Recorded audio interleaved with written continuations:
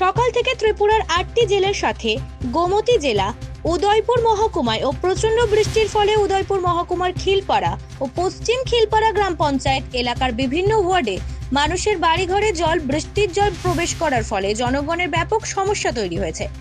এলাকার মহিলারা জানিয়েছে, দীর্ঘ 1 বছর ধরে এলাকার গ্রাম পঞ্চায়েত সেক্রেটারি, প্রধান, উপপ্রধান থেকে শুরু করে ওয়ার্ড মেম্বার বৃষ্টি হলে পরে তাদের এলাকায় এসে বলেন,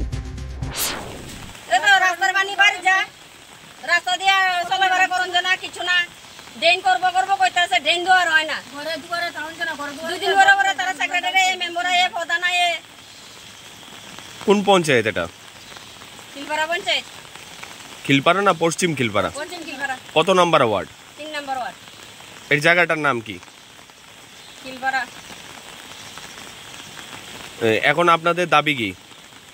আমরা ড্রেন কইরা দাও, সরকারি রাস্তার জল যাতে আমার বাড়ির উপর দিয়ে না যাইতে পারে, আমরা বাড়ির উপর দিয়ে। কবে ধরে এই সমস্যা? হয়ে যাবে আজকে বর্ষখানি হয়ে যাবে না, বর্ষখানি হয়ে যাবে। এই রাস্তার জল থাকার কারণে আপনাদের সমস্যা কি? ওই তো আমরা চলাফেরা করতে পারি না, রাস্তার বাড়িতে পারি না। সামান্য বৃষ্টি হলে কি এদিকে জল জমে নাকি? একবারে মানে ব্যাঙ্গে মুতলে জল জমে যায়।